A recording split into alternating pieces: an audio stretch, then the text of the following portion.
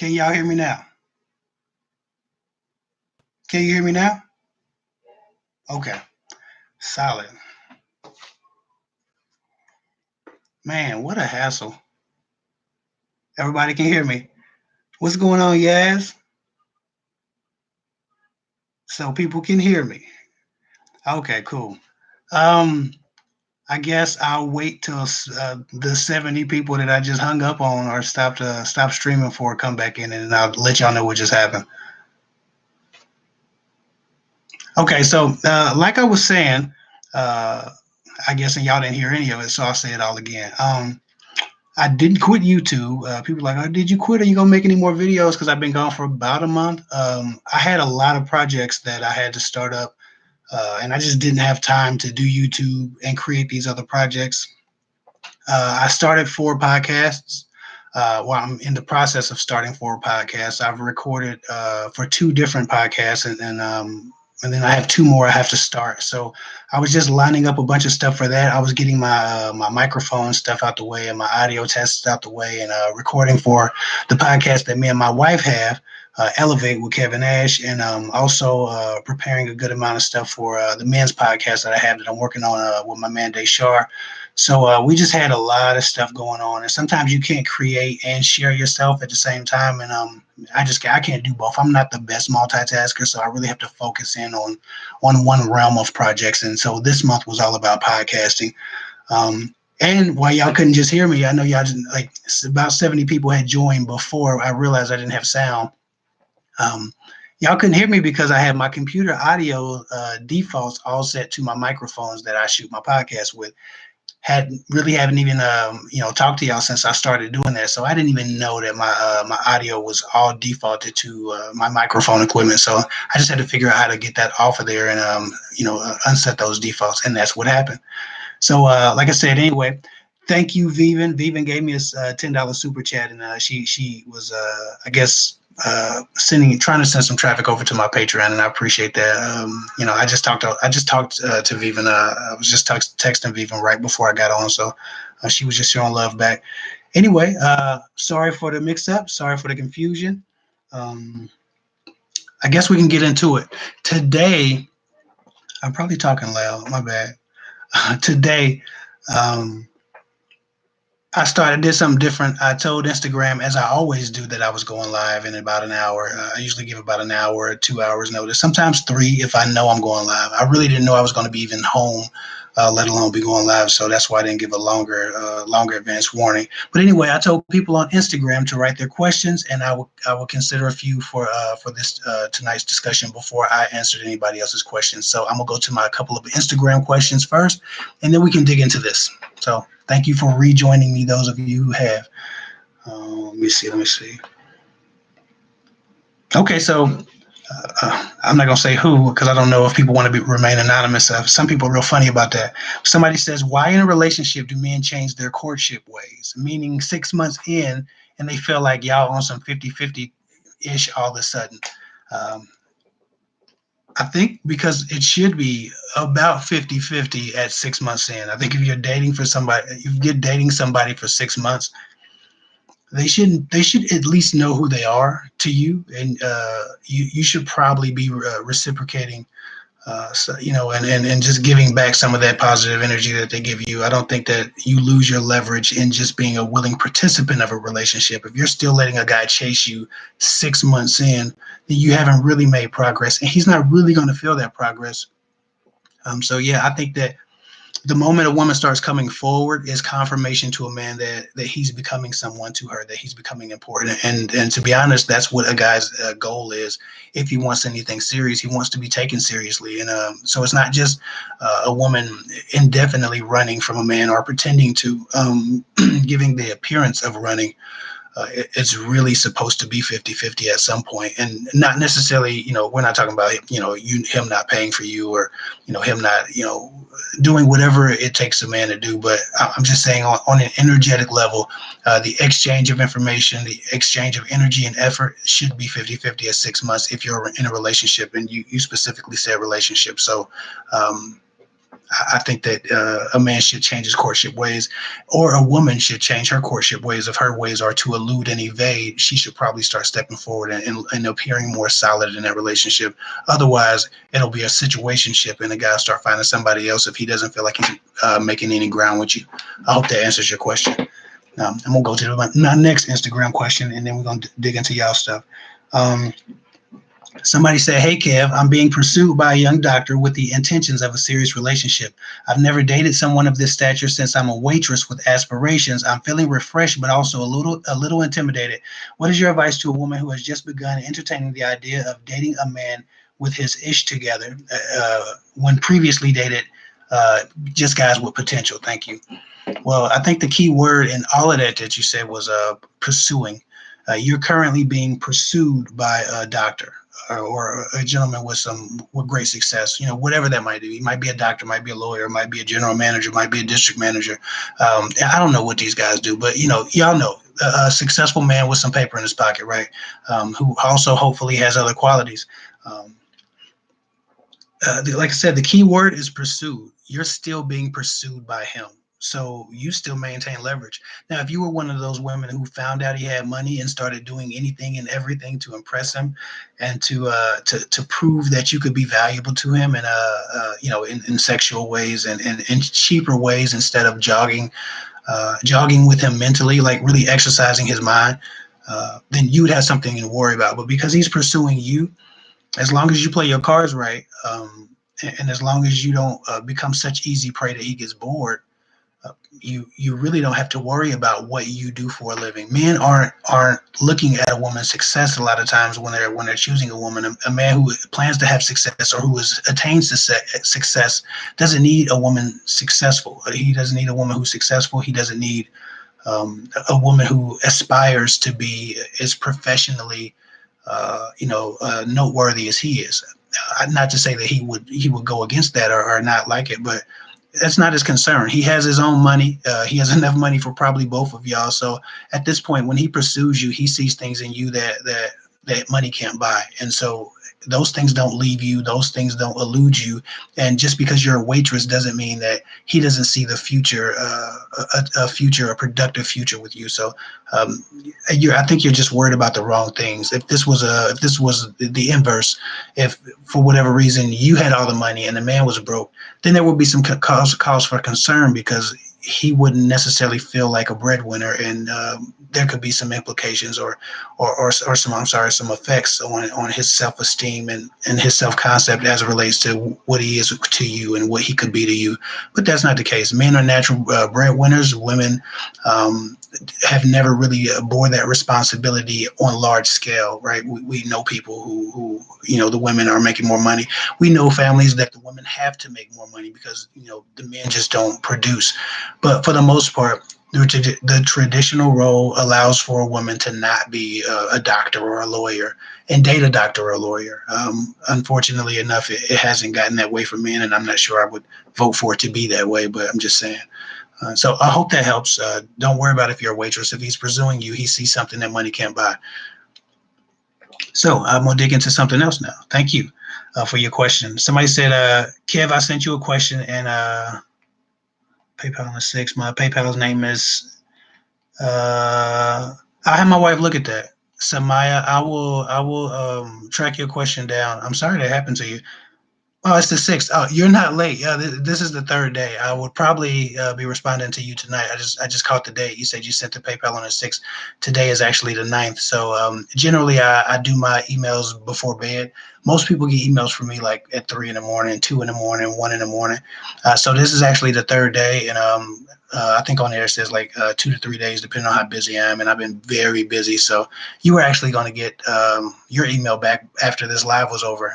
I got a few emails to get to, and then I'll record a podcast. So Samaya, your email is actually on the way, and we'll make sure that I'll look up that email. But I believe you're already on a very short list of names.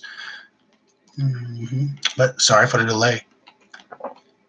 Somebody said, Brenda Penn said, I think it should be 50-50 together. I think it should be. If you're in a relationship, it's 50-50. You're no longer the prey and he's no longer the predator. Y'all are two people who are trying to form something together. We're trying to build together. So no time for games at that point. I got some tea with honey this time just in case my voice start going out. I mean, the far sound. Okay. Somebody said, how can I help my family accept my man? We've been together for 10 years, Kev. If your family hasn't accepted your man, I'm wondering what's wrong with your man, or what's wrong with your family. There's a reason why after 10 years they don't accept him. He's done something, he's offended someone, or you've told people too much. Something tells me you may be sharing your business with the wrong people. This might not be your situation, so forgive me if I go on a tangent about this and this is not what you're referring to.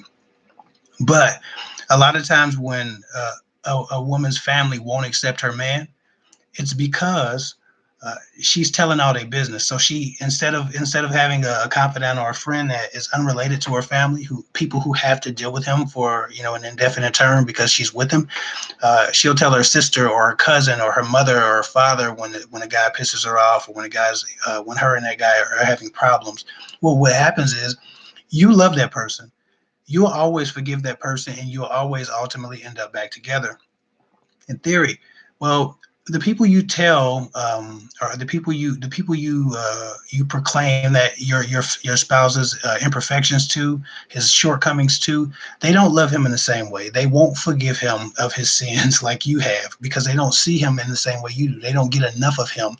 All they know is what reputation has preceded him when he comes over their house. So if he has a reputation of pissing you off, then he's just going to be some guy who pisses you off, who should be dumped. And he's going to come to the family functions and he's going to be treated as such.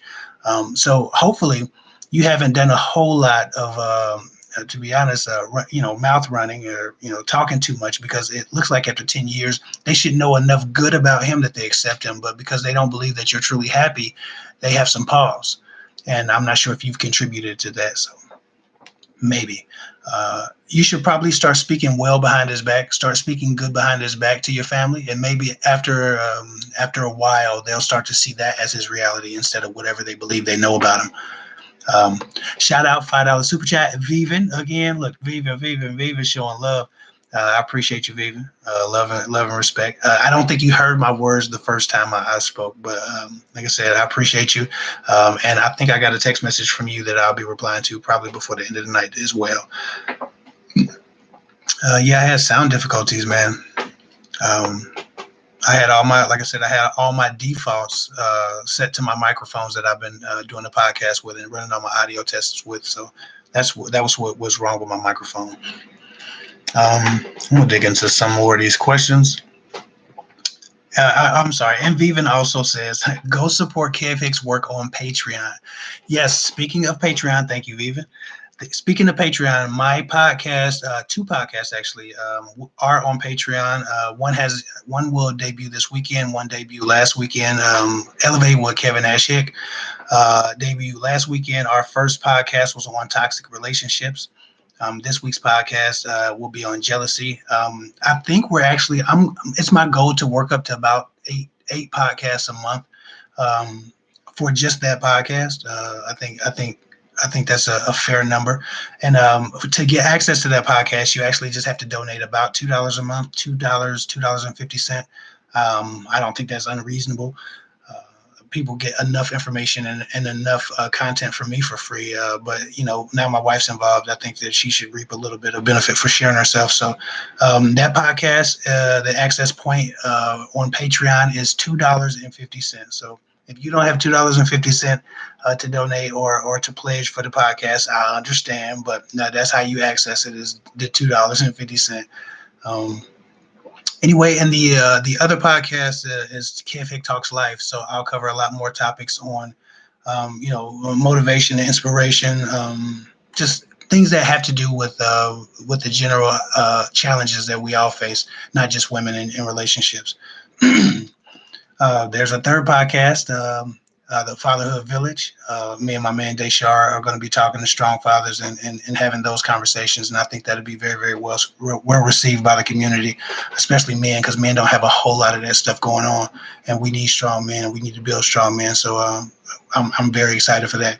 And then I'll be repurposing all of my YouTube videos for those who don't consume information on YouTube but podcasts.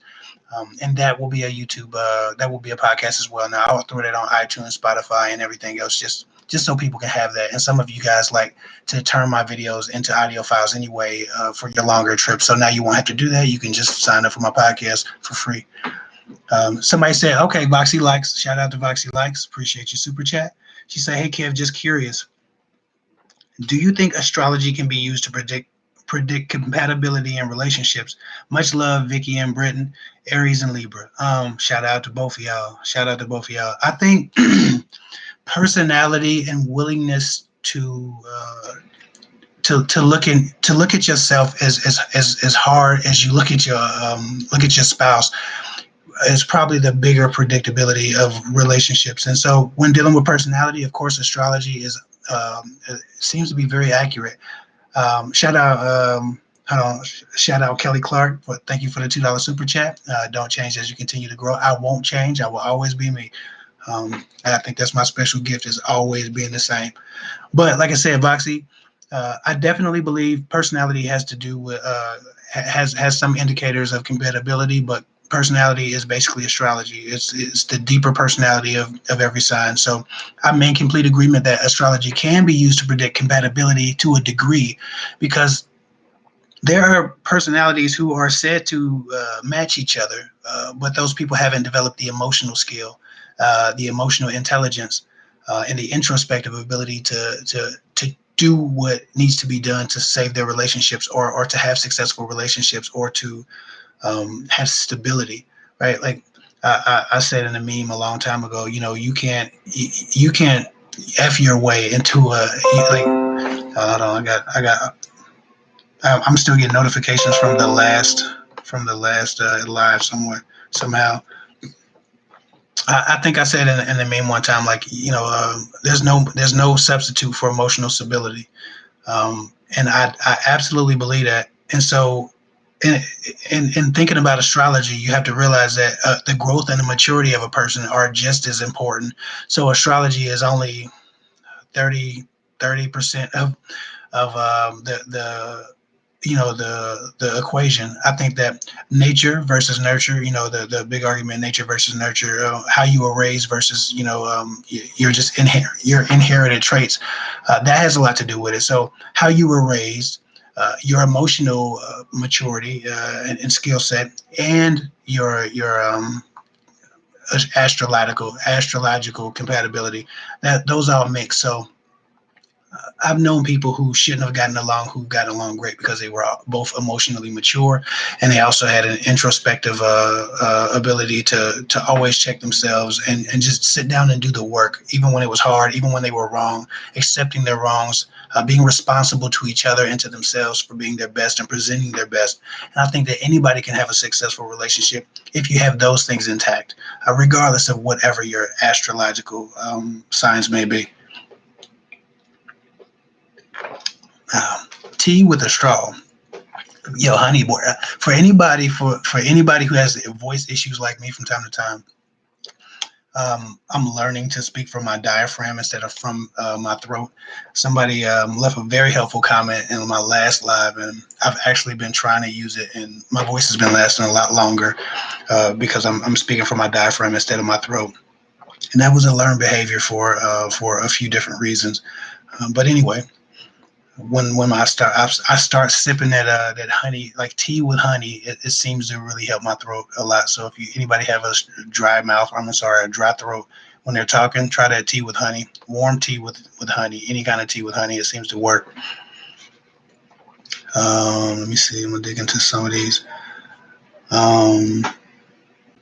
Somebody said, novelist Yasmin, is it okay to date in college, and how do I find someone in college? I'm a sophomore. I mean, you're at a college. There's literally thousands of guys at the college. Just go out. You can find somebody in the cafeteria. You can find somebody in the dorms. You can find somebody at, and I don't know what you call what they call the classrooms now. I was in and out of college, so I don't remember what everything is called, but uh, you're surrounded by men. I think if you can't find men at college, it's because you're antisocial or you're refusing to acknowledge men as they walk past you as you encounter them. I think that if you're too closed off, you can be in a crowded room and meet no one.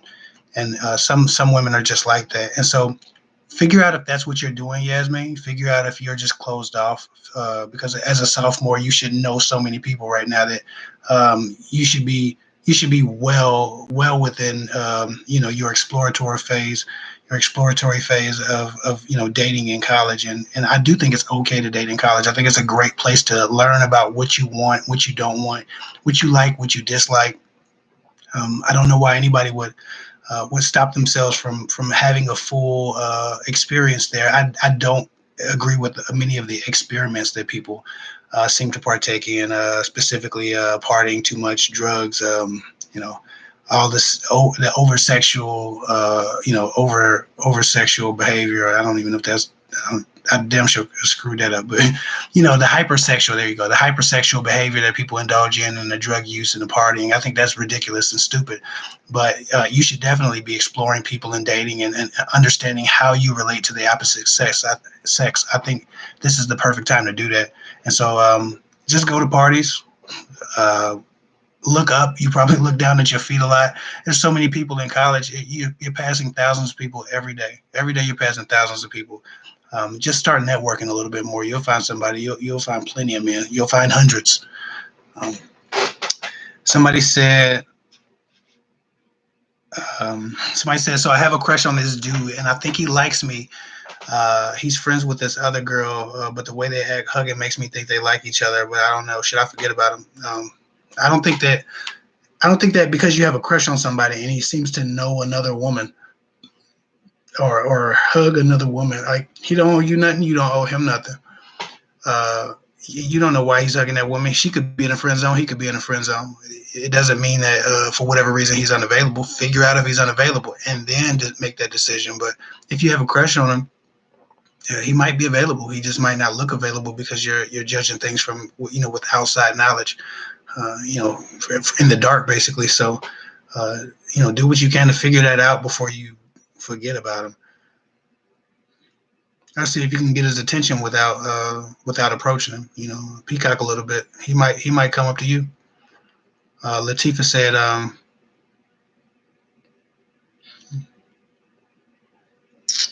somebody said, okay, somebody just shout out. I appreciate the love, Rita Smith. Somebody said, is 1 year enough for a man to know if he wants to marry or not? Yeah. Some guys know. Some guys know what they're looking for from the time they meet you. You are it. And other guys are not as committed to the idea of marriage at all. Some men just don't value the idea of marriage, and they have to be forced into it. And it's not because they don't value those women. It's just because marriage is an institution that you really have to buy into to look forward to. Sometimes the institution of marriage is basically a business contract for some people. Everybody doesn't have that come to relationships with equal faith.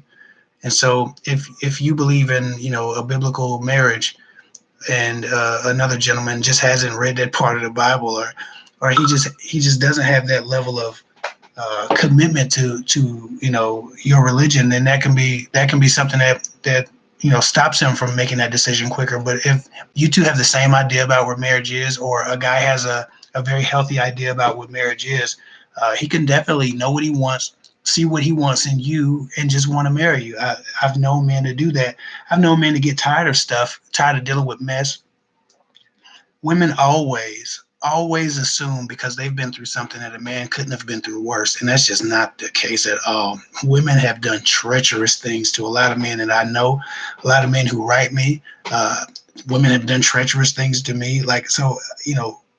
Absolutely, a man can know what he wants and see you and just say go for it, especially if he's been through a few things and met women who are less great than you are.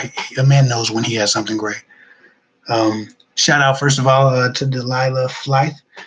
She gave me a 199 super chat, and YouTube doesn't think that's important enough to mention, but I do. And so I appreciate you, Delilah. Thank you for the super chat. Let me see. And she says, when is it time to cut all communication with an ex? So Delilah's question is, when is it time to cut all communication with an ex? Um, I say I'm a lot, don't I? I'm working on it.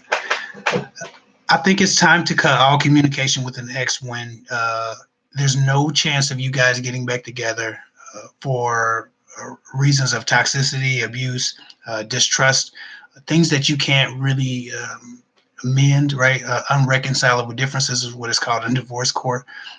But you still have a very active emotional response to them. So if you have irreconcilable differences, but you still have a very hyper active emotional response to them, and they still control your thought process and how you feel and whether or not you have a good day, and you're still greatly affected by them, but you don't have issues that you could actually work through, not fixable issues, right? You have irreconcilable differences, but they still affect your mental stability. You need to move on. You need to cut them completely off. Anytime a man affects, or anytime a man or a woman, whoever you get or not, anytime a man or a woman or a person negatively affects you and takes from you energy, takes your goodwill, takes your joy, takes your happiness, takes your peace, or interrupts it, then they are not adding to you. And so if a person is not adding to you, then they should be removed from your life. If a person's taking away from you, they should be removed from your life. Too many people carry a lot of this dead weight on because they don't want to close doors, and I get that.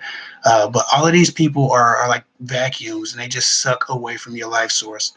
And so if your ex is not adding to your life, if you don't feel better after having encountered him, if you don't feel greater after having talked to him, if you don't feel more loved, more satiated, more fulfilled in life after experiencing time with him, then you need to remove him from your life. He's not adding to your life. He's dead weight, and he's kind of an anchor, because as long as you are communicating with him and he has an effect on you at all, it means he has too much influence. And if he has too much influence and the influence isn't good and it's not benefiting you, then he's distracting you from what you could be getting, the things that you really want from other people or could want from another guy. He could be in the way from you even looking at another guy, or seeing another guy for what he is, because you still got this ex hanging around just trying to make sure that you don't move on from him. And I'm not sure if that's your situation, Delilah, but I know that for whatever reason, that seems to be the result of most people who hang on too closely and too long to their exes. The relationship can't materialize into anything other than what it has already, which is an unsuccessful situation. And so you're just carrying dead weight around, and you're missing out on opportunities to really be happy with other people. So that's when it's time, when they're not adding to you anymore. Uh,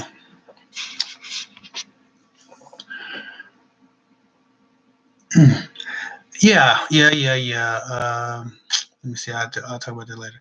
I don't even want to dig into the rabbit hole of narcissists, uh, because I think women have started to call like everything narcissists, and I think that there's so many misconceptions about narcissism, that we're starting to label every unsavory personality trait. We're trying to link it to somehow a man being a narcissist, when he's just not doing what we want him to do. So there needs to be a larger conversation about narcissism, and I think that'll be a video of mine soon. I think I'll actually start gathering my thoughts on that today, because sometimes I don't do videos, not because people don't want to hear them, uh, but because I really want to figure out exactly what my audience is struggling with as it pertains to that thing, because there's so many angles that you can approach a situation, and or an idea. And I want to approach the situation, or the idea from the angle that benefits the biggest number of my viewers. I want to help the most people with it, and sometimes appeasing people with titles or subjects might give you an entertainment value, but until I know what people are absolutely struggling with, and that my words will help someone, and that they won't come back void, I don't touch certain subjects. But I'm ready to touch the narcissist subject, because I think that it specifically is caused a lot of people a lot of harm, emotionally, and a lot of people have narcissism misconstrued, And so I'm definitely going to do a video about narcissism. I know some things about narcissists, but the conversation goes to the toilet fairly quickly when you start labeling men narcissists. Then it just becomes something that it needs an intelligent conversation, not just an emotional response. Love and respect to you, though. I will be talking about narcissists soon. Um,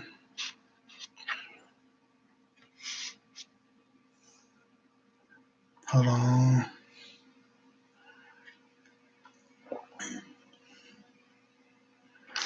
Somebody said, "Is it okay to make the first move as a woman? And how do I do it? I'm shy." I'm. I guess it depends on what move that is.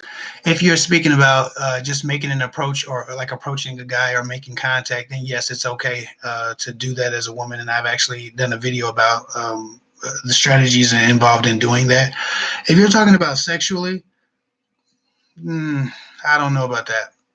I feel like yes, you should, because you should be in control of what's happening. And so I'm all in favor of a woman like being the sexual aggressor. I've known a lot of women to be the sexual aggressor, but you don't want to start something that you can't control. And so you being shy, you might not have complete control over that. So if you want more from a guy and you make the first move, then now you have to worry about um, the lack of control you have. Because if you're shy, you might not go back to that well. You might feel a little bit awkward. You don't have the confidence to be what you'll display in that moment, and you might just step in some quicksand, and it might accelerate a little bit faster than you're willing to have it accelerate, or that you wanted it to. So you have to be very, very careful about doing things that aren't in your nature unless you've planned them out and strategize them, and you know where you're going with it.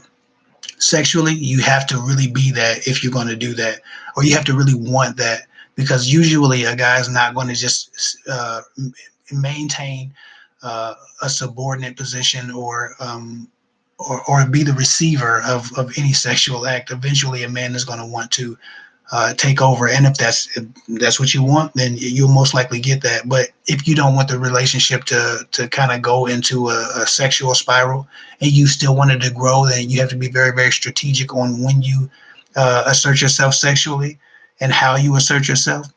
And you also have to make sure that even in that, he has a responsibility, and he understands the responsibility in that, to please you and impress you and still court you into a place of comfort. So there's a lot of strategy involved in that. That might be a video. I couldn't tell you how to do that in the 30 or 40 seconds that I like to give every question, or 2 minutes. I talk a lot, but there's definitely there's definitely some things you can do about that. Maybe if you gave me a few more details, I could tell you specifically how it will benefit you, and whether or not it will benefit you. Write me at Kevhick, not Kevhick, girltalkwithguys.com. Again, that's girltalkwithguys.com. Go to services. I'm not an expensive sale. I just want to get paid a little bit for my time, but I think that you should probably contact me personally if you have a situation that's time sensitive, or that you really want to figure it out, because I don't know enough about your situation to give you an exact answer. Yes, yes, yes. I appreciate your super chat. Yaz with the 49.99 MVP chat. She said, "Hey Kev, some of us have a lot of baggage from trauma, situationships in real life or in life in general. How do older gals like me who've made a lot of relationship mistakes avoid self-sabotaging with the new guy, especially when we have trust issues?" I think I told somebody this the other day, and this sounds really stupid and really silly, but it seems to work. And I've done them myself. When I was younger, I used to do this quite a bit. Once I figured out that I was affected a lot more deeply than I wanted to by a particular disappointment, than I wanted to be by a particular disappointment. And I probably told you this, Yaz. I'm not sure if I don't think we really deal in imagination with you. You're extremely intelligent, but if I haven't told you this, Yaz, this is really stupid, but it seems to work because people trust. Science has proven that people trust what's on paper more than they trust the words of a person. If someone reads a thing, or especially numbers. Like if someone reads a thing or they see numbers, they automatically take it as true. You hardly ever question text. For some reason or another, the brain is just wired to trust it. Y'all can look up that study. I'm probably butchering, the contents, but I know that that was the main idea: is that written word seems to be a lot more trustworthy than verbal communication, even though it's not true at all. People can just write bullshit on the paper, and you know it would be a bad idea to trust it anyway. Do what I like to call a feelings versus truth, or a fact versus feelings analysis.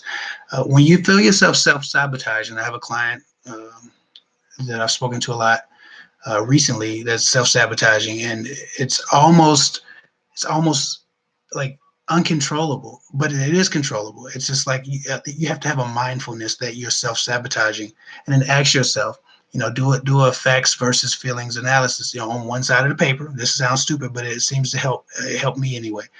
On one side of the paper, write the word facts. On the other side of the paper, write the word feelings. Put down the absolute. Just put down the raw information, just facts. No feelings, no opinions, no. Don't infer anything or interpret anything. Just put down what happened, and then put down what you thought about it, or what you concluded from that. Because generally the self-sabotaging happens, and that obviously goes in the feelings category, right? How this made you feel, the doubts, the insecurities that are arising because of this particular fact. But you'll realize very quickly if you do a facts versus feelings analysis, or comparison, is that uh, the self-sabotage doesn't come from the facts. It comes from your imagination. The feelings portion of that paper will show you that you've literally just created an alternate reality, and this is the reality you start to deal with. It's the reality that generally pushes you to start sending text messages that are destructive to the relationship. So it becomes a self-fulfilling prophecy that um, if he doesn't text you back, like within 2 hours, and I don't think this is your thing, but if he doesn't text you back within 2 hours, and you're used to him texting you back in 2 hours, the fact is he just hasn't texted you back yet. He could be busy. He could be caught up. He couldn't have got to text message. Like, there are a lot of things that could be going wrong with his day. A lot of very normal excuses to why a person might not text you back within 2 hours. He could be working, he could be swamped, he could be stressed out, he could be somewhere crying under a pillow. Like, you don't know. But the feeling is like, oh, he hasn't texted me in 2 hours. How dare him? I know he's about to ghost me. I can feel it. This happened to me before. Fuck these men. These men are always doing this. I'm so tired of this crap. I'm just gonna text him that I don't ever want to see you again, right? And you've gone into a tailspin because you have an experience, you have some trauma, you have some baggage from an older relationship, and because you feel and you've been triggered to feel exactly how you felt in those moments where those less than savory facts were true, when those more dreadful facts were true. You've been triggered to feel like you felt in that moment, in a moment that's really unrelated, and by comparison, much more minuscule. So, like I said, it sounds dumb, but it really does. It seemed to pull, at the time when I was younger, it seemed to pull me out of a bad place. And I've always used it with clients as just like a buffer, not even like, oh, this is the magic answer, but just like, sometimes when you sit down and you think, when you see your thoughts on paper, they don't make any damn sense. If you can agree with your own thoughts, then sometimes you can kind of snap out of it. So that's the easiest way to start to address it. You have to wonder what your triggers are, and the second thing you have to do, obviously, is like I said, learn your triggers. Certain things will trigger your insecurities, the worst of your insecurities. They would trigger the worst emotions you've ever felt from the worst experiences that you've had. You have to know what those triggers are.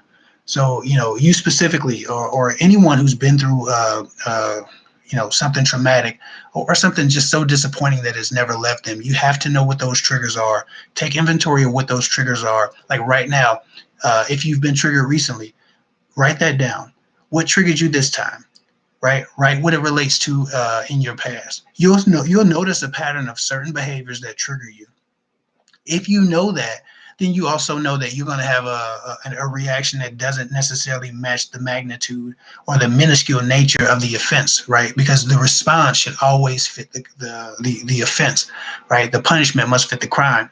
And a lot of times a man won't even commit a crime. It'll just look like a crime in progress and you'll go crazy. Not you specifically, as obviously, but a woman in general might respond as if something bigger and worse has happened and it hasn't happened yet, and it won't happen, and it wasn't going to happen. But when she starts to destroy her relationship by sending frantic text messages and erratic messages and nasty voicemails and holding the relationship for ransom and doing this emotional blackmail thing, it becomes a self-fulfilling prophecy that when she deals with new relationships like her old relationships, they end up as her old relationships did, failures. So I said a whole lot to say, probably nothing. But Yaz, you got my number. I speak to you all the time. And if there's something specific that you want to know, just send me the specific question. And, I absolutely respond to you. Um, I always look forward to hearing from you. And I'm really excited. Yaz, I don't know if I'm supposed to tell you because you're very private, but Yaz is going to be doing a podcast. Yaz is probably the most intelligent woman I've met in my life, especially during what I've been doing in the last few years. I meet a lot of people, and Yaz is at least top 2 or 3 most intelligent people I've ever met. She has a podcast. She has a lot to share and offer. I don't even want to give it up, but if Yaz ever wants to, let me advertise for her, I will be so happy to do that because she has so much to offer women, especially women who've been through things and had experiences that they might not feel like anyone else has shared with them. So shout out, love and respect to Yaz. I've talked enough. Um, Send me your question if I didn't seem to answer that one. Somebody said, I'm going to go down to the bottom just so people can get some love that might be waiting for me. Uh, Somebody said, y'all talking to each other and showing love. Appreciate that. Okay, I like this one. This was one of the first questions, and this was on. She came back. She was on the last live before the sound went out. She said, if a guy is willing to travel cross country to spend time with you, is there hope for something real? You might have worded it different last time because I was actually looking forward to answering that question. Yes and no. Absolutely yes, right? We're gonna absolutely. It could. You always have the hope for something real. That's not. It's not really a question. I think there's always a chance for love. There's just always a chance. But that doesn't mean because a man traveled cross country that what he's offering or what he wants is real. Um, women, like, they know men can be very low. Women can be very low too. Let's not bullshit with ourselves. Women can be as low as men, and we've all met those women. And some of them are in this comment section, to be honest. But love and respect to y'all. Anyway, the point is, if a man travels across country, yes, what you can say for sure is he's motivated, right? What that motivation is has yet to be determined. I've known men to travel across country to get some tail because it looked like pretty interesting tail. She looked like she was a good F, right? Man, she was so fine. Her Instagram pictures were so sexy, man. I didn't have nothing else to do. It was just a couple hundred. You got to realize that men trick off their money on hookers all the time. Men will pay some money. Men will take a flight. Men will take a Greyhound bus to get some tail. Hell, I went to a prom 5 hours away, but the Greyhound trip was 16 hours. Now, I didn't go specifically to get no tail, but I knew tail was an option. And 18-year-old Kevin got on the Greyhound bus for 16 hours as a non-creep with complete respect and honor for the woman I was going to prom with, right? But tail was an option and tail was a possibility. I got my ass on that Greyhound. There wasn't no tail happening in my city at the moment, right? And, I had a situationship with a young lady, and I got my ass on the Greyhound. And I'm a good guy. I'm a nice guy. But men will follow their carnality to the deepest, blackest hole, to the farthest reaching corners of space, to the furthest geographical locations that you could possibly imagine. If tail is a possibility, you're just getting some tail. So yes and no. it shows that he's motivated. And his content, the content of his conversations, what you've talked about beforehand, uh, what he shared, the depth of your conversations, the depth of your emotional exchanges, that is more indicative of what he wants from you sometimes than whether or not he's going to inconvenience himself with a long trip. Because especially if he's just getting on a plane, he might not have nothing to do anyway. If he can spend a couple of days getting some tail, that's possible. But he could also want to spend a few days really just being in your presence and getting to know you. So yes and no. Yes, it could be real, but it doesn't mean it has to be real because he inconvenienced himself. Men do so much worse for a little piece of tail. So I don't know. I suppose that was a long ass. I don't know, but I think that it's important to bring those things up and just be honest about what men will go through. Uh, they say they say money makes the world go round. Many would argue that um, a woman's a woman's reproductive system makes the world go round. Um, Somebody said, "Hi Kev." I don't even. Somebody said, "Hi Kev. Could you give me some basics on money borrowing in relationships, like not paying for dates or splitting them, but like covering a substantial amount of money?" Okay, so not date money, but like real money. Okay, so I guess that Eliza H. Shout out to you. Thank you for your question. It depends very greatly on the length of the relationship, the trust established in a relationship, the amount of money being borrowed, the frequency of borrowing. Most of the time, I would say, unless you've been with a guy a few years and y'all sharing y'all lives together, like y'all living together, y'all getting married, y'all fiancés and whatever.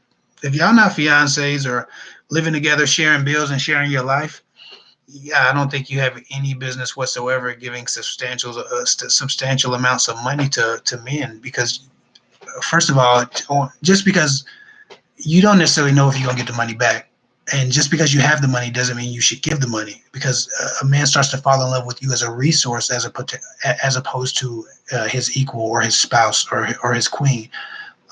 You don't want a man to fall in love with your resources because you can't get rid of them. Because a man will cheat on you, he will finesse you, he will lie to you, he will do anything in the world to keep those resources. You got to understand, people go to jobs every day that they hate, and they kiss their boss's ass even though they hate their boss. You know why? Because their boss signs that paycheck. Their boss is a financial resource, and people get used to resources and ultimately become dependent, right? So even if you say, well, no, he couldn't be dependent, he has a job. Well, it's people who work overtime every day in this country who ultimately have to keep working overtime because their lives expenses start to raise to the amount that they make when they work overtime. And then if they stop working overtime, they lose their car, they lose their, whatever else they pay for that they can't afford. So I say all that to say, I don't think uh, giving substantial amounts of money or letting people borrow substantial amounts of money in a relationship where you're not literally sharing your lives together as a couple who lives together or a couple who is like getting married or already married. I don't think that's a good idea because the love starts to be for the resources, and even if the person wants to get rid of you or doesn't like you anymore, doesn't care about you anymore, it makes them very difficult. It makes it very difficult to tell you that if you are the reason why they can afford their car or their house or their hobbies. And then it puts you in a position that you feel responsible for taking care of them, even though they don't deserve to have you. So I've known women and I've had clients who have had relationships with people who were not good for them and they didn't want the person anymore. They were done with the relationship, and they find themselves in a situation where they feel guilty because they have become a resource and they have a responsibility to keep paying this person's bills or keep taking care of this person because they're trading substantial amounts of money, and they're not in a relationship or around this person because they're good for them. They're in a relationship and around this person because they feel guilty because if they left this person, that person's life will crumble. So it's a really bad idea to get into exchanging substantial amounts of money unless you are living life as a couple who's going to be together forever. So I hope that helps. I'm going to sip on this for a minute. Hold on. I look like a chipmunk. Um, I should probably start covering the camera. I think that just looks ridiculous. Anyway, so I hope that helps, Eliza. Alexa Nana, shout out Alexa. She said, "Is it bad to want to bleach my skin because I think I will be prettier?" Fuck. Yes, it's really bad. Uh, yes. Where are you from? Are you from? I don't even want like. There are a few countries who lead the world in skin bleaching, and it's become a thing. But yes, to your question, is it bad to want to bleach my skin because I think I will be prettier? It's fucking horrible. And everybody in the comment section, please go show that woman, young lady some love. Just like encourage her. I don't think there's enough words that I can tell you to give you uh, like the self concept and the self awareness and the self esteem that you would need to not even have asked that question. Um, you need to be nurtured in the truth about who you are, and I cannot do that here with the limited time I have. But I want you to reach out to me. Write me on Instagram. I got like 50 or 70 Instagrams that I have to respond to. It just I've not had time to dig into Instagram.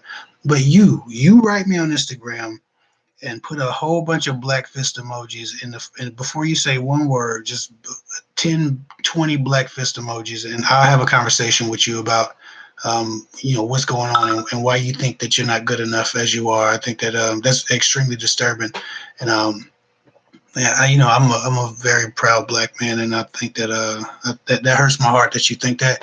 But we'll talk. We don't even have to discuss this in front of you know hundreds of people. We'll talk. Um, Somebody said, "Miss you, Mr. Kevin, and your love advice. Thank you for your wife. Thank your wife. I'm sorry, thank your wife for your time. Yeah, man, my wife is now going to, like I said, she talking to y'all. She's on the podcast. She's my co-host on the podcast. So if for those of you who wanted to hear more from her, she's going to be 50-50 of the podcast. So if you haven't heard it, join me on Patreon. That's www.patreon.com/KevHick. And like I said, join us on Patreon. What, $2.50 a month? I think gets you access to that podcast, and we'll probably be delivering about eight podcasts between 20 and 40 minutes long a month. So it's a good amount of content for people who need long form content or like to take in long form content. And it's two voices on there, so you get two different perspectives. And the women are definitely represented on that podcast. So if y'all want to check that out, www.patreon.com/KevHick. The first podcast, Toxic Relationships, is already on there. And the next podcast, I believe, it will be about jealousy. That will be released this weekend. And we have a few more already in the pipe. So keep a lookout for that. Also, KFIC Talks Life podcast is on that same Patreon page. But the entry point for that is like $5 because at that point you're getting two podcasts with multiple hours of content a week. But like I said, if y'all not into it, do y'all thing. Also, for the people who aren't familiar with podcasts, and I hate to keep bringing this up, but for those of you who don't know what Patreon is or aren't familiar with podcasts, I did open up a YouTube members only channel that will have the podcast on there as well. So for anybody who doesn't want to go over the pod on Patreon, you can actually just click join right next to the subscribe button on my channel, and you can get access to any podcast I release there as well. The difference is YouTube takes 30% of the earnings from anything that we do. So because YouTube takes 30% and Patreon takes 2%, it's cheaper for all of you to just watch my stuff or listen to my stuff through my Patreon RSS feed. Pretty soon you will be able to go on iTunes or Spotify and still access my Patreon podcast. So it's not like you just have to listen on Patreon. This week it is because I have to set up my iTunes profile and my other podcast resource profiles, but you should be able to go on your favorite podcast websites and listen to my stuff along with your other favorite podcasts pretty soon. So join us on Patreon, and you will get the link to the private RSS feed, and you'll be able to hear our crap wherever you wanted to hear it. Lightning Lotus gave me $1.99. Thank you so much for the super chat. I appreciate it. It's love and respect, and you don't have to do that. So I appreciate it. But like I said, YouTube members only podcast access points are a little bit higher because I have to make up for the 30 or 40% that YouTube might take. Man, they just like that money, man, and they be taking it all. So the cheaper option is always to go to Patreon as far as my content is concerned. Back to these questions. Let me see. Somebody said, "Hey, how are you?" I'm fine. I've been extremely busy. Uh, remember somebody stole my car about a month ago, and I've been having some. I've been having a lot of car crap going on, but I recently bought another car, a newer car, and it's amazing. So I'm really happy about my car situation right now. I'm in love with the new vehicle, so I'm doing well. Just trying to spread love and try to find somebody else to help. It's very important to me to just give back in some way to somebody. I can't help everybody, but I do share myself with people who I feel like really need me. Rachel Henry, shout out. Thank you for the $10 super chat. I don't see a question, but if you do have a question, my wife will probably send it to me. Thank you so much for the super chat and the support. Like I said, people don't have to do anything, but it's just really, really, really lovely to watch people, show their support for what I'm doing, and it always helps. Like I said, I got 2 kids, I got a wife, I got a lot of responsibilities, and I help people, so the money always goes to a good cause. Um, Somebody said I can hear you now in California. That was I don't scroll back up to the top. Let me get back down here. Somebody says, what does it mean when a guy says he wants to be friends with a woman first before getting into a relationship? Like, is that a diss? Oh, no. So, Jess the Blessed says, what does it mean when a guy says he wants to be friends with a woman first before getting into a relationship? Like, is this a diss or is that a diss? No, it's not a diss.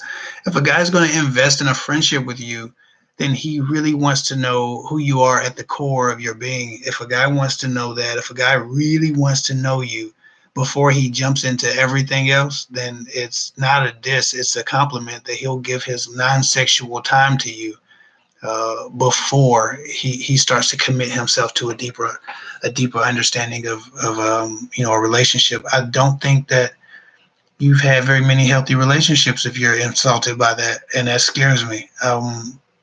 I would hope that you have been friends with your spouse before. Me and my wife, while we were courting each other, or I was courting her, we were like we really became friends. We really looked forward to talking to each other. Like, we didn't have to do it or be up to something to really enjoy ourselves with each other. You're supposed to be friends with your spouse. Like, I talked to my wife like this, like she like one of my homeboys or something. Like, she has to be my best friend. And I think any worthwhile relationship is between two friends who also have chemistry and who also are in love with each other. So yes, that's if a guy wants to be friends with you first, and he really means that, and then he works on that friendship and he nurtures that friendship and he waters that flower, then no, you have a really good chance for having an amazing relationship. If you're turning down men who genuinely want to be friends, then you're always just going to be entertaining guys who want to, stick and move. And hopefully that's not what you've been doing. But if you have been doing, you should slow down with these guys that like friendships. It's a healthy mindset. Somebody said, uh, okay, y'all supporting each other. Shout out. Okay. I got 15 minutes left, y'all, and then I got 15 minutes left, and I gotta get off because I still have to film. I have to film. I'm sorry. I have to tape another podcast, and I have to finish editing down the last video for my dating program. And for general information, the dating program will be a long-term dating program. So it'll be people working with me for 3 months instead of just like a 1 hour long consultation like I do now.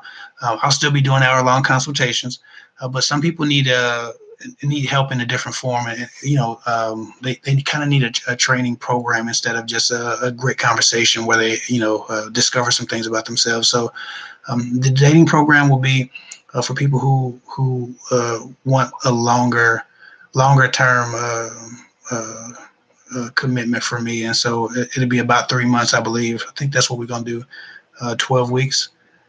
So it's a lot that goes into that. We're building a curriculum, and we've already done that, but it was a lot of work. So I'm glad I'm done, and that's past tense. And for the most part, all we have to do is launch it now. I think it's going to be great. I think it's going to help a lot of people. I think we can change some lives with that. So I'm really excited about it. We got a lot of stuff on the back burner, man. That's about to come to the forefront. Somebody says, "How does a man feel when a woman gets sets a standard and walks away in a marriage?" P.S. Great advice. Hold on, let me sip on. Let me. Maybe I shouldn't have sipped it. I thought a straw would look cooler. It doesn't. Yeah, at all. Y'all know I don't give a damn about looking cool. That's why I work out, so I can look like a goof and I'll still be fine. Let me see what somebody said. Um, Somebody said, damn, I just had a question. Oh, how does a man feel when a woman sets a standard and walks away in a marriage? P.S. Great advice. I suppose a man feels stupid because generally, if a guy's not adhering to your standards, it's because, especially if he's married to you, it's because he thinks that you're not going to do anything about it, and you're just posturing and posing, as a person who has standards and not actually really becoming that person, right? But people forget the evolution of a person who's tired of shit in general is an interesting thing because it kind of happens all of a sudden. People don't generally just become better at defending themselves over time in abusive, toxic relationships. There's always like this clicking that just happens, and they're like, you know what? F this. I'm done with this. And from that point on, they become virtually uncontrollable to someone who's been controlling them. So a lot of times when people don't adhere to your standards, especially if they've been getting away with stuff for a long time, they just don't believe that you're really going to do anything or you're really going to walk away. So he probably feels stupid. But also, if a guy is willing to have you uncomfortable, and even if he doesn't believe you're going to do anything about it, if a guy's willing to let you be uncomfortable in order to stay in a relationship, and he's just ignoring your feelings in that way, I don't think that he cares about you as much as he should anyway. Not more than he cares about himself, right? And again, back to the narcissism of it all. Some men are really just self-involved and self-consumed, and not just men, women as well. We know these people; they do exist. We're gonna stop pretending. Y'all know I don't pretend on this channel. Women have done as many atrocities to men in relationships. So I'm not here kissing nobody's ass, telling y'all that women are always the victim. Sometimes y'all be doing stuff against yourselves, and y'all let people get over on y'all. And then other times you got a guy who you've married, and you hope that he would change, like this person, like Blair Brittany, and he just didn't because he didn't respect her enough. So he probably feels stupid, but you should probably feel liberated and free. And I'm glad you made the right decision. If he didn't, adhere to the standards, then he should be gone. He's sucking from you. He's taking from you. He's bleeding you dry, and you need to move on. You need to be joyful. You need to be happy. You need to have peace, and that's what life is about. If you can't have those things, then nothing that you endure is worth it. No job is worth your peace. No relationship is worth your peace. No toxic friendship is worth your peace. So that's how I feel about that. Let me see. Lovely, lovely, lovely. I appreciate you, Belinda Joy. Thank you so much for the $20 super chat. Um, she said, "What are your thoughts on men who come on too fast and proclaim they love me and we just met? I don't trust them." Your thoughts? Well, I don't know what you mean by just met, but if I'm assuming you just met him within the last couple of weeks or the few weeks, I don't think you should trust him. I think that you can feel when a person loves you, like when a person loves you because you love them. Like you struggle with that because the connection has been mutual. Sometimes a person will fixate on you and they will attach themselves to you, but attachment and love are two different things. And a lot of times, a desperate man, and I think I'm gonna do a video. I've been working on a video about desperate men. But a lot of times, a desperate man will love bomb you, and he will come on really strong and try to give you the illusion that he wants more and believes more and thinks more of you when he doesn't. and he doesn't have any plans for you. He wants you to think those things about him. He wants you to feel those things about him, because once a woman starts to feel those things, then a man starts to have more control. And basically, the person with the leverage is the person who successfully triggered feelings in the other person first, right? And so, no, I wouldn't trust him. Men who come on too fast are generally trying to give you an idea that they love you, so you start to love them, that they trust you, so you start to trust them, so that they're vulnerable, or that they're vulnerable, so that you start to be vulnerable. They're open, so you start to be open. And once you open up, they get what they want and get the hell out of there sometimes. So, no matter what he tells you, don't act as if you know those things are true until you genuinely feel those things. And that's how you keep that thing slow, is that if he makes it to that point, it'll be because you felt those things, not because he felt it. But give him nothing because of what he says he feels. Who cares what he says he feels? Who gives a damn about what he feels? He needs to show you with time and consistency. And when you start to feel those things, because he's been consistent, his patterns are predictably nice, and predictably genuine, and predictably responsible to the relationship that you're building. Then you make a move, or then you take it to the next level, or whatever. But every guy that love bombs you doesn't have ill intentions and isn't being manipulative. Some men are just inexperienced and don't know how to really process their feelings, or discuss them once they start having them. So it could be ignorance on his part. He could be manipulating you, or he could really be an emotional wreck that's a little bit too erratic to know whether or not he loves somebody. Some people just don't have an idea of what love really is. So that's a whole nother topic. But I hope I've helped. Thank you for your $20 super chat. I really appreciate it. Jackie Harris, shout out. Thank you for your $2 super chat. Uh, anytime YouTube doesn't send me the super chat, my wife always sends it because we appreciate it. And she said, Jackie Harris said, why do men who don't want a relationship continue to pursue women that do? Because they're irresponsible. They're narcissists. They're selfish. Um, they're small.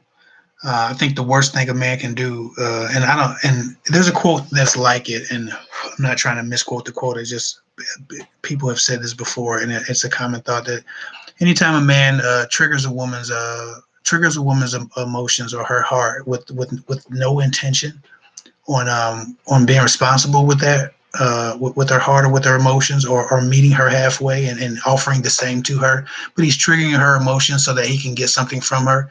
I think it's one of the lowest things that a man can do. And a lot of guys are out here doing that.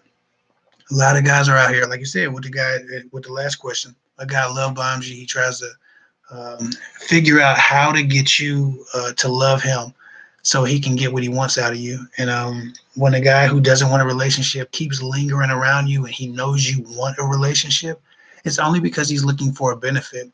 What guys do, Jackie, is, like, let's say you meet a guy and he says, yeah, I'm cool. I just want to have fun. I really ain't into a relationship. And you like, well, I'm gonna change you, hypothetically speaking, or in your head, in your subconscious, you're like, well, I'm gonna change that. You're gonna want me.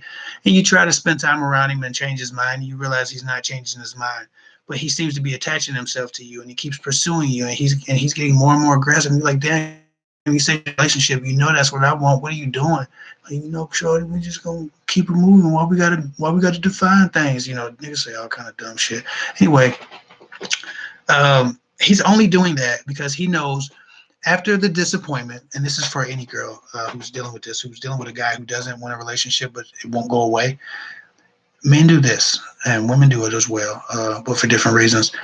Men will disappoint you with bad news. I don't want a relationship. I just want to have fun. We just kicking it right now. Why we got to put a label on it? Can't we just enjoy each other? They'll say whatever it takes, right? You're like, but I want a relationship. Oh man, let's just deal with that later. Maybe not. We'll see we don't know what the future gonna bring, right? So you get sucked into that. What happens is, after the initial disappointment, men know that it doesn't take very long for somebody to process the disappointment of knowing that there's no future, or being told there's no future. As long as they stay and they linger in your presence long enough and keep charming you, you'll make you'll make concessions to whatever it is you wanted out of them, to keep them in your presence, because you're still developing feelings. He's already told you you don't have a future with me, but you stay and you develop feelings with this guy. your imagination starts going wild. You start laying down with him. So now you're thinking, man, all we got to do is add some feelings with this man. He already giving me the good sex. Now all we got to do is get close somehow. I got to make him, love me. I got to make him take me serious. Why won't he take me serious? And you keep trying to prove your worth and your value as a human to him. And he's just tapping it. He's just hitting it. He's just borrowing money. He's just eating all your food. He's just using your EBT card or whatever, right? Your credit card. He's just getting whatever you have to offer, and you will offer anything because you want to change. You're trying to work yourself into a promotion with him. You're trying to prove your value to him, and he's a man who doesn't see you as valuable at all. He sees your resources. And so when a man is telling you, I don't give a damn who you are or what type of situation you think you in, if you are dealing with a man who's told you he doesn't want a relationship, but he won't go away, he's staying for your resources, whatever they may be. They may be sexual, they may be financial, they may be energetic. He may just want some company because he doesn't want to be alone because nobody he really likes is answering the phone. Whatever it takes, or whatever he's after, he's already told you the truth. He does not want a relationship. So if you linger around him after that disappointment, then you are conceding to the fact that you will ultimately start giving him resources without him giving you anything that appeases you. Okay, so never, ever, ever, ever, ever stay around a guy, stick around a guy, continue communication with the guy who's told you he don't want a relationship or don't want no girlfriend and nothing like that, because you'll end up on your back and on your knees and on your side and in a car and in a closet somewhere and in a public bathroom and on the couch watching Netflix and chill. You'll be doing all of that and you still won't get your relationship, and you'll be wondering why, because you think you've grown so much. You have not grown. He's told you what he wanted, nothing. And he's giving you nothing, and you've given him everything. So it doesn't matter why a man might stick around. The fact is, when he tells you he doesn't want a relationship, fuck him. Move on, leave him alone, let him go find some other woman who doesn't want a relationship. To be honest, there are enough whores out here that he should never have to mess around with a woman's mind who wants more. There are enough hoes and whores and hookers and porn people, and there are women who don't want anything but sex because that's how they live. He needs to go find one of them, because if he's dealing with you, you're just going to be manipulated out the ass, not your money. Um, I hope that helps. Uh, I think I got 2 minutes left. If I'm keeping my time here, I got 2 minutes left. And just shout out, love and respect to everybody who came back after the whole audio debacle. I'm gonna have to figure out how to remind myself to turn my audio settings back to normal when I've been podcasting, because I got to turn them right back on right now to do my next podcast. I'm gonna answer one more question and then I'm gonna get off of here. Um, one more question. One more question. One more question. And Samaya, I'm definitely gonna get to your question after I get off of here.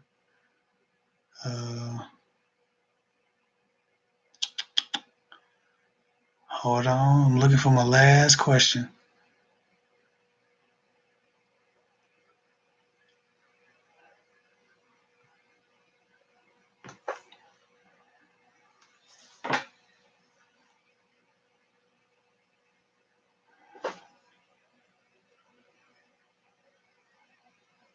Hold on. Sometimes they don't want something. I kick the air out of me.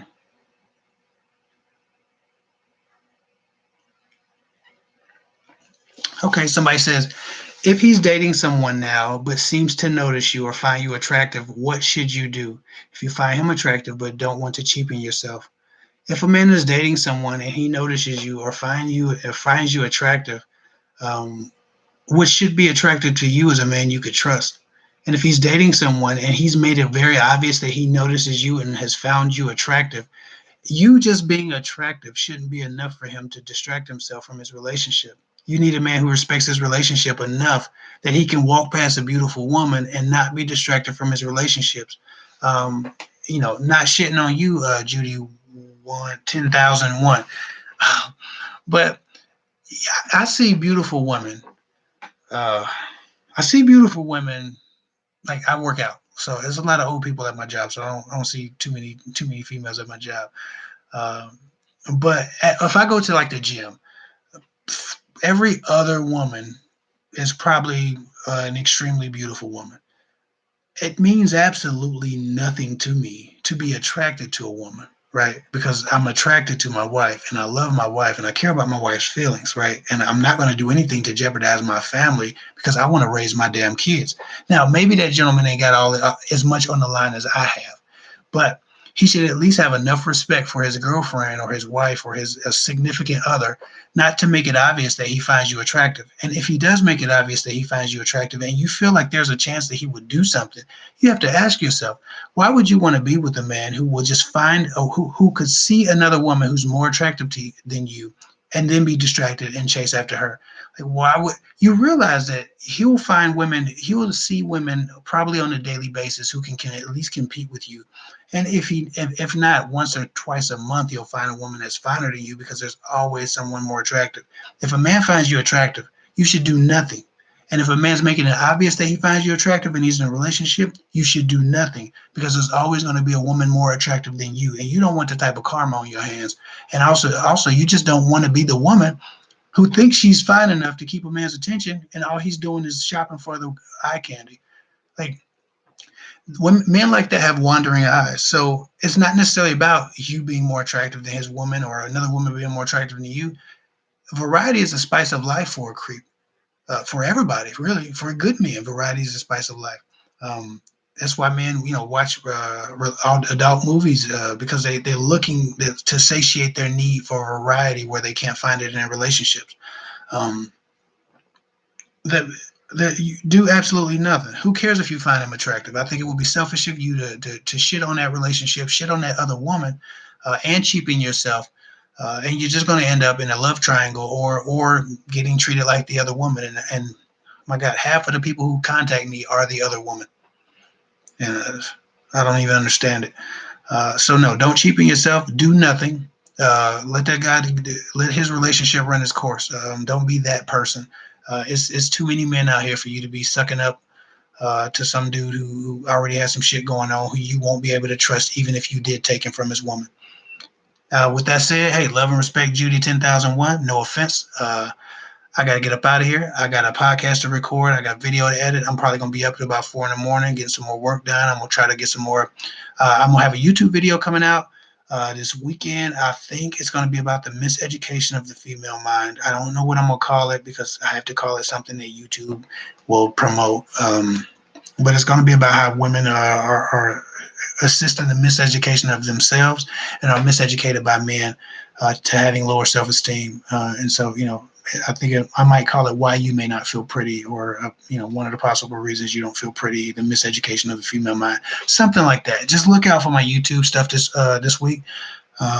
Please check out my Patreon if you haven't. It's about to get very busy on my Patreon. We're going to start uploading a lot of podcasts. They're happening very organically, and we're very excited about that. So go to the patreon.com/Kev Hick.